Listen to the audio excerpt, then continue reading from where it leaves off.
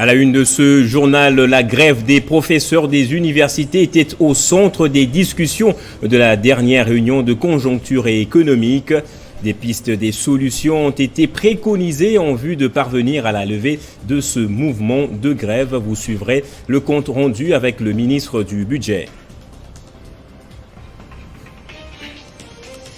Et au sujet de l'agression de la RDC par le Rwanda, le diplomate américain Herman Cohen a appelé à la condamnation du Rwanda et de l'Ouganda pour leur rôle dans les troubles qui secouent l'Est du Congo. L'homme en a aussi appelé à l'implication des grandes puissances mondiales.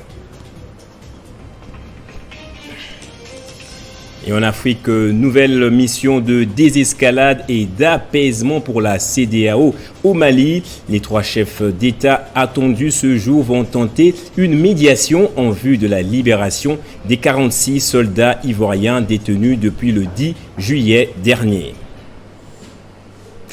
Bienvenue à vous tous et merci d'être avec nous sur Télé 50 à la une de l'actualité. La question de la grève des professeurs était à l'ordre du jour de la réunion de conjoncture et économique présidée par le Premier ministre Sama Lukonde. Quoiqu'aucune résolution n'a été prise lors de cette réunion, le gouvernement s'est toutefois engagé à trouver des solutions idoines pour honorer les engagements pris avec les associations des professeurs de l'enseignement supérieur. Le compte rendu avec le ministre du Budget. Très préoccupé par la situation qui prévaut à l'enseignement supérieur et universitaire, notamment la grève déclenchée par les professeurs d'université, le Premier ministre Jean-Michel Sama Lukonde et tous les autres membres du comité de conjoncture économique ont souligné la nécessité pour le gouvernement de la République d'honorer ses engagements pris dans les accords conclus avec l'association des professeurs et les enseignants de l'EPST. À en croire le ministre d'État en charge du budget, Aimé Boji, qui a fait le compte-rendu de cette réunion, des pistes et des solutions ont été préconisées en vue de parvenir à la levée de ce mouvement de grève. Et de la mise à la retraite et admission à l'honorariat des agents de carrière des services publics de l'État. Et dans cette première vague, 4406 fonctionnaires ont été mis à la retraite, parmi lesquels on compte 37 secrétaires généraux et 319 directeurs. Cette première vague va faciliter non seulement les dégagements des espaces budgétaires qui vont permettre l'intégration de nouvelles unités, donc le rajeunissement des fonctionnaires de l'État. Au cours de cette réunion hebdomadaire du comité de conjoncture économique, l'on a passé en revue aussi la situation macroéconomique pour la semaine du 19 au 23 septembre au plan international et national, mais aussi les dossiers de mise à la retraite des agents de l'administration publique. Concernant le contexte national, il a été observé la signature des ordonnances portant mise à la retraite et admission à l'éméritat des secrétaires généraux de l'administration publique. Et au Sénat, la conférence des présidents a voté mercredi à l'unanimité l'avant-projet de calendrier des matières. Ce calendrier déjà validé par les présidents de groupes politiques de la Chambre haute du Parlement sera présenté à la plénière convoquée ce jeudi pour son adoption. Outre le budget 2023 qui reste prioritaire pour cette session, plusieurs autres nouvelles matières sont inscrites à l'ordre du jour et le contrôle parlementaire reste de mise. On va suivre la rapporteure adjointe de la Chambre haute du Parlement, Nathalie Boulansong. Pour la commission ECOFIN, nous aurons à traiter le projet de loi des finances de l'année 2023, mais aussi le projet de loi portant reddition des comptes de l'année 2021. Ces deux projets vont venir de l'Assemblée nationale. Donc nous traiterons ces deux matières en seconde lecture après avoir reçu les éléments de l'Assemblée nationale. Mais nous avons également statué aussi sur le contrôle parlementaire. C'est un élément où les sénateurs vraiment ont martelé là-dessus en disant que nous devons prendre les choses au sérieux. Le contrôle parlementaire doit être de mise au niveau du Sénat. Donc le Sénat doit instituer une journée qui sera consacrée au contrôle parlementaire et de ce fait, nous allons nous organiser entre les deux bureaux des deux chambres pour que nous puissions avoir une journée au Sénat consacré au contrôle parlementaire, donc toutes les questions gouvernement, les questions orales avec débat, toutes ces questions, les interpellations, au niveau du Sénat aussi, on ait une journée consacrée pour cela, et comme ça, les sénateurs que nous sommes, nous pourrons faire valoir toutes les préoccupations de la population. C'est le Rwanda et l'Ouganda qui soutiennent les milices. Il faut les condamner. Déclaration d'Herman Cohen, ancien diplomate américain évoquant la situation sécuritaire à l'est du pays. Pour lui, Kinshasa devrait faire la guerre contre ceux qui soutiennent les groupes armés. Plus de 100 jours déjà depuis que la cité de Bunagana est sous occupation rwandaise. Cette situation inquiète plus d'un Congolais qui dénonce un complot de déstabilisation de la République démocratique du Congo. Au sein de la classe politique congolaise, des voix s'élèvent, à l'instar de l'opposant Martin Fayulu, qui dans un communiqué rendu public mercredi, appelle à faire de la lutte contre la détermination de nos ennemis, à déstabiliser notre pays, un devoir prioritaire, dit-il. Le Rwanda et l'Ouganda doivent être condamnés par les dirigeants mondiaux suite à leur rôle majeur dans les troubles qui secouent l'est de la République démocratique du Congo. C'est la position exprimée par Herman Cohen, ancien diplomate américain. D'après le secrétaire d'État assistant chargé des affaires africaines entre 1989 et 1993, ces deux voisins de la République démocratique du Congo sont les principaux sponsors des groupes armés actifs dans cette partie du pays. Il faut condamner le Rwanda, il faut condamner l'Ouganda aussi, parce que tous les deux sont en train de soutenir des milices, à mon avis. Et pour ramener la paix dans la partie est de la RDC, Herman Cohen opte pour la voie militaire et appelle l'armée congolaise à faire la guerre contre ceux qui soutiennent les milices. Pour le moment, je crois qu'il faut la voie militaire. Et il faut que le Congo, l'armée du Congo, va là-bas et faire la guerre contre les ennemis qui ont envahi, qui soutiennent des milices congolaises aussi. C'est l'armée du Congo qui doit faire le travail. Ces révélations de Herman Cohen viennent se joindre aux multiples rapports et enquêtes des experts aussi bien indépendants que mandatés par les Nations Unies qui ont mis à nu les rôles des premiers ordres occupés par des pays voisins, notamment le Rwanda, dans le cycle infernal des violences qui sévissent la partie est de la RDC depuis des décennies.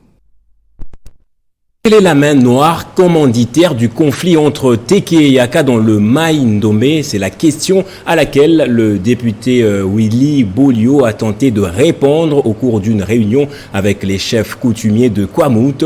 Pour cet élu de Mai-Ndombe, le gouvernement devrait d'urgence venir en aide aux déplacés qui sont encore en situation de détresse.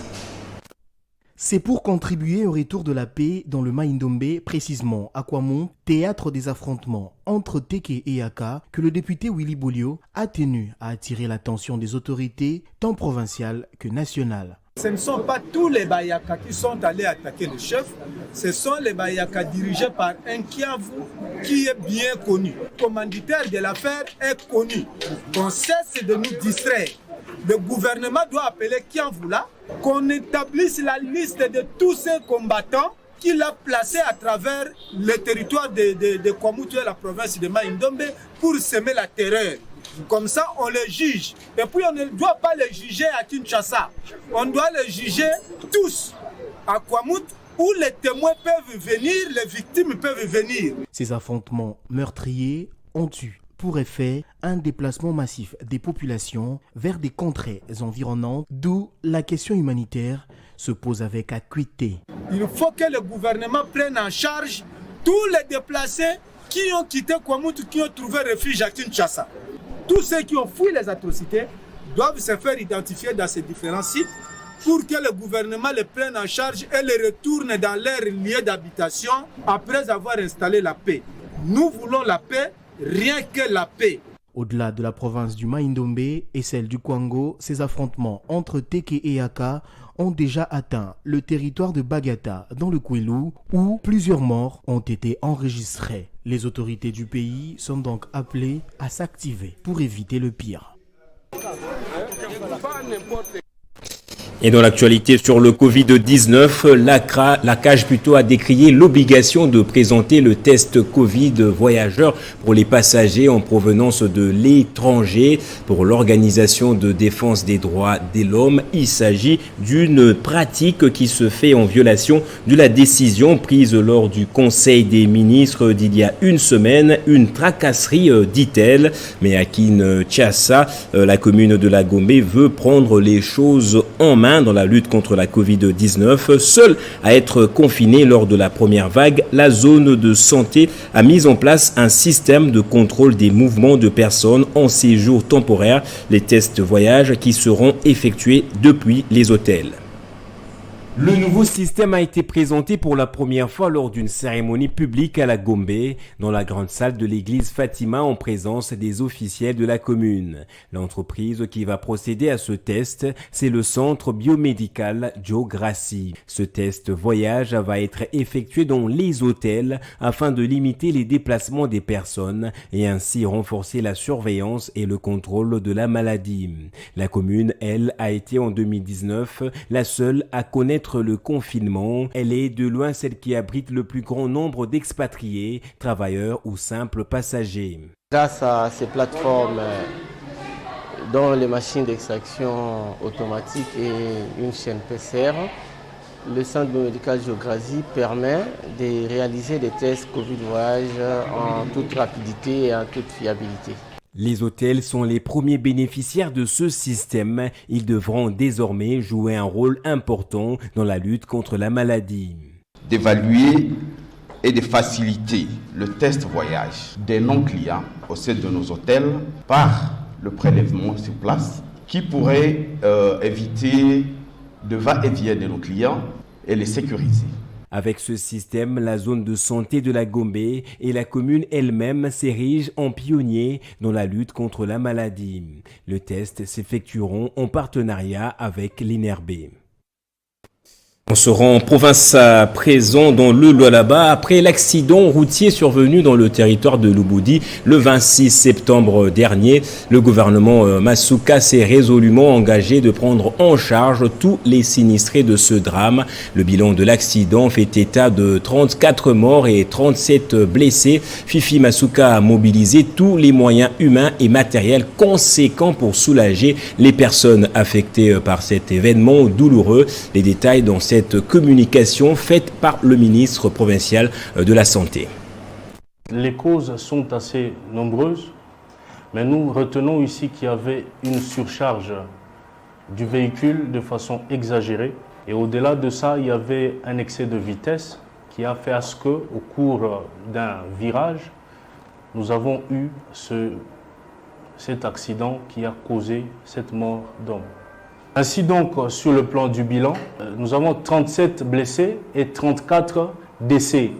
De ces 37 blessés, nous avons 6 qui sont pris en charge sur le site de l'hôpital général de référence de Mwangeji et 31 qui sont en train d'être pris en charge sur le site de l'hôpital de Simankat à Lubudi. Nous avons notre gouverneur de la province qui, par ce cœur maternel, qui, par sa responsabilité, se retrouvant meurtri de l'intérieur, de voir des filles et fils du pays se retrouver sur le sol de la province cobalto-cuprifère du Lualaba, ayant subi cet accident, a décidé de façon urgente de commencer la prise en charge dès le lieu de l'accident et donc quelques minutes après l'incident. Jusqu'à ce jour, la prise en charge est en train de continuer. Ici, nous devons bien souligner, il s'agit d'une prise en charge sociale et d'une prise en charge médicale et chirurgicale, pourquoi pas une prise en charge psychologique. Et puis guerre de leadership au sein de la communauté islamique du Congo entre Cheikh Abdallah Mangala et Cheikh Ali Mwini. La tension persiste malgré l'arbitrage de la justice. Après la sortie médiatique de Cheikh Ali Mwini qui avait affirmé être le seul représentant légal de cette frange, selon une décision de la cour d'appel, le camp Mangala dit ne pas être concerné par cette décision. Pour lui, Cheikh Abdallah Mangala reste le seul président élu du Comico. Jenny Kayembe. Cheikh Ali Mwini Mkou, ancien représentant légal de la Comico, qui a tenu en date du 25 septembre 2022 un point de presse sur ce qu'il a qualifié de règlement judiciaire de litige au sein de la Comico, suivant la décision de la Cour d'appel de Kinshasa-Gombe, rendue en date du 21 juillet 2022. Et maintenant, nous répliquons à ce message.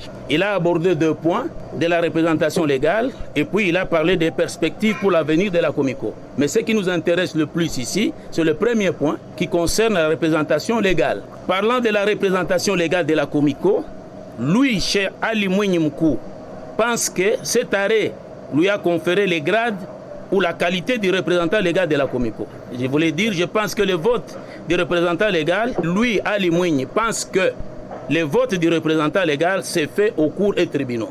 C'est ce que moi j'appelle monstruosité. Alors de telles monstruosités, il faut peut-être les adresser à ceux qui n'ont jamais été membres d'une ASBEL ou d'une ONG. C'est lui, chez Ali Mwini Mkou, qui avait... Et à la représentation des étudiants des universités après élection à l'Institut national des bâtiments et travaux publics, le comité de gestion a présenté le nouveau président des étudiants qui a promis de tout mettre en œuvre pour redorer le blason terni des étudiants congolais. Jean-David Kilolo.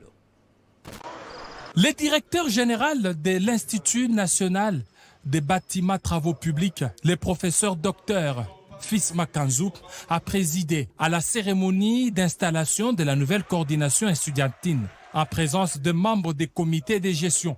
La cérémonie de ce jour revêt un double caractère, celui de la responsabilité et de la gouvernance estudiantine. Le nouveau président des étudiants a exhorté la communauté estudiantine à cultiver la paix et les dialogues qui, a-t-il souligné, constitue la seule voie reconnue pour la défense des intérêts des étudiants auprès du comité de gestion et de toutes les composantes de la communauté de l'INBTP. Il s'est insurgé contre les menaces et les attitudes violentes qui a prévenu les directeurs généraux ne sont pas acceptés comme base des négociations. On doit redorer les blasons ternis de l'INBTP sur tous les plans. Sur les plans environnementaux, les plans sociaux, les plans économiques, les plans éducatifs. Le nouveau président de la coordination des étudiants a relevé l'objectif prioritaire du plan d'action de son comité, qui est celui de travailler en collaboration avec les comités de gestion et les corps enseignants dans le but d'améliorer la qualité des enseignements et des travaux pratiques dans toutes les filières afin de rehausser les niveaux scientifiques des produits que verse l'INBTP sur le marché de l'emploi. En Afrique à présent, au Mali, la délégation de la CEDEAO est attendue à Bamako, notamment le président du Togo, de la Gambie et du Ghana. Une visite déjà reportée de 48 heures par le gouvernement malien de transition qui vient mener des discussions en vue de la libération des 46 militaires ivoiriens en détention dans la capitale malienne. La présence du président du Togo, Fauré Gnassingbé, parmi les membres de la délégation des chefs d'État attendus à Bamako est plutôt bien vu par le gouvernement malien de transition. Et en sport, à présent, le calendrier de la 28e édition de la Ligue nationale de football est toujours attendu. Hier, les dirigeants des clubs engagés à l'élite ont rencontré le comité exécutif de la FECOFA pour essayer d'aborder quelques contraintes avant le go de la nouvelle saison. Le compte rendu avec Lambert Osango, président de l'ADEFCO. Nous sommes venus échanger avec la fédération une fois de plus pour la reprise de notre championnat, mais également tous les petits problèmes, les petites contraintes qu'éprouvent les clubs pour démarrer ce championnat qui est déjà annoncé. Nous avons aussi d'autres problèmes, par exemple les droits de participation, par exemple des amendes qu'on devrait liquider avant de commencer le championnat, et tout ça, mais également revoir un tout petit peu les budgets passés, les budgets actuels qui devraient mettre en pratique la Linafoot. Donc c'est ça les petites contraintes. Sinon, ce n'est pas un problème lié au déplacement. Donc, nous avions dit quelques difficultés, les contraintes pour les clubs, entre autres les droits de participation que nous devrions payer avant de commencer. Nous avions également de dettes où la Linafoot tient à ce que nous payons avant de commencer. Et voilà les contraintes. Et la solution est en voie d'être donnée. Le président de la fédération nous a rassurés et nous a promis qu'on va commencer en beauté sans des difficultés. Donc il va alléger un tout petit peu ces contraintes. Place au rappel des titres à présent. La grève des professeurs des universités était au centre des discussions de la dernière réunion de conjoncture économique. Des pistes et des solutions ont été préconisées en vue de parvenir à la levée de ce mouvement de grève. Et au sujet de l'agression de la RDC par le Rwanda, le diplomate américain Herman Cohen a appelé à la condamnation du Rwanda et de l'Ouganda pour leur rôle dans les troubles qui secouent l'Est du pays. L'homme en a aussi appelé à l'implication des grandes puissances. En Afrique, nouvelle mission de désescalade et d'apaisement pour la CEDEAO au Mali. Les 3 chefs d'État attendus ce jour vont tenter une nouvelle médiation en vue de la libération des 46 soldats ivoiriens détenus depuis le 10 juillet dernier. Restez avec moi pour la revue de presse.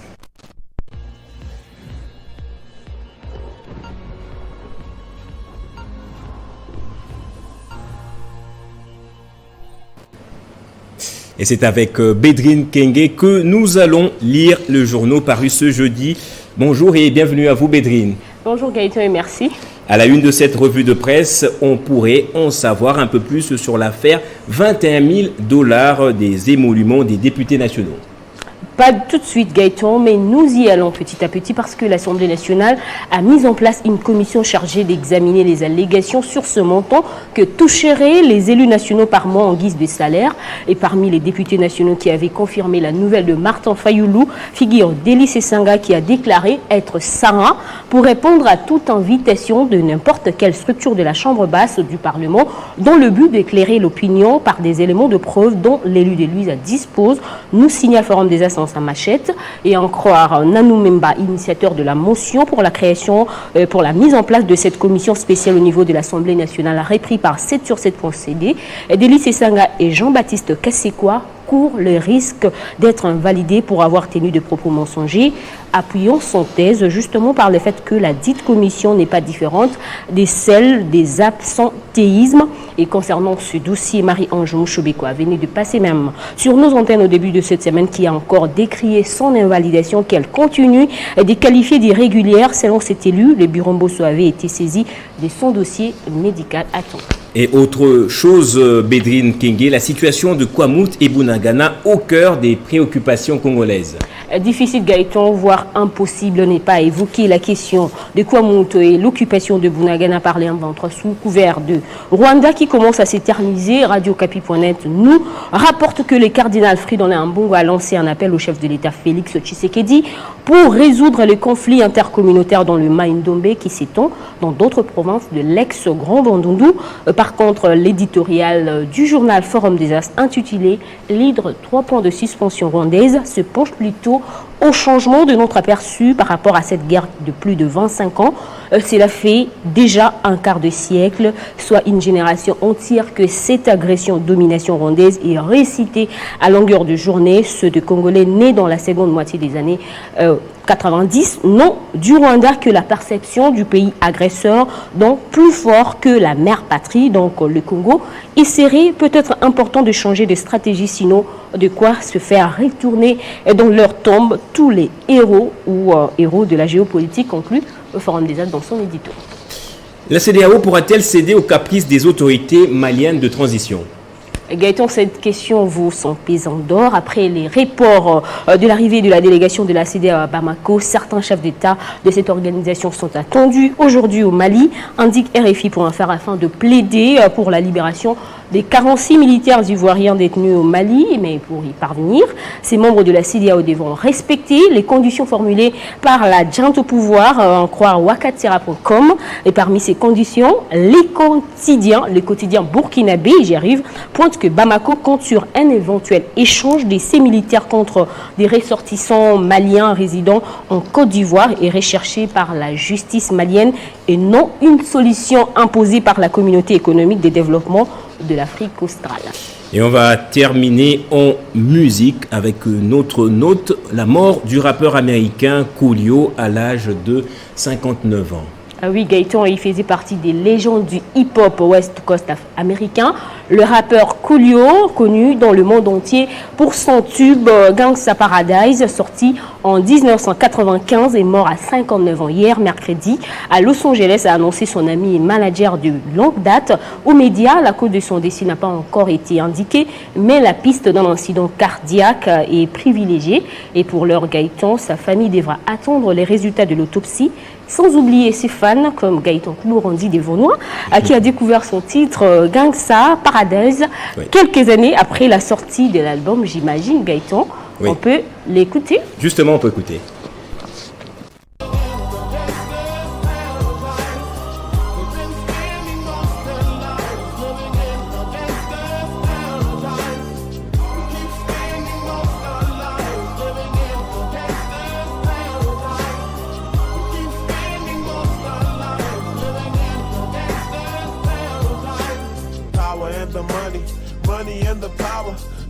After minute, hour after hour, everybody's running, but half of them ain't looking what's going on in the kitchen.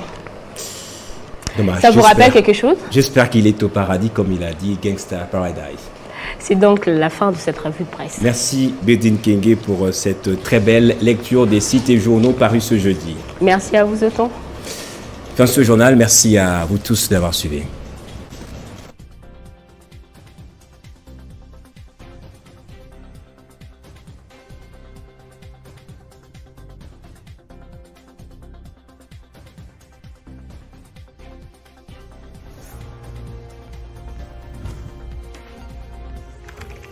L'actualité reste incontinue.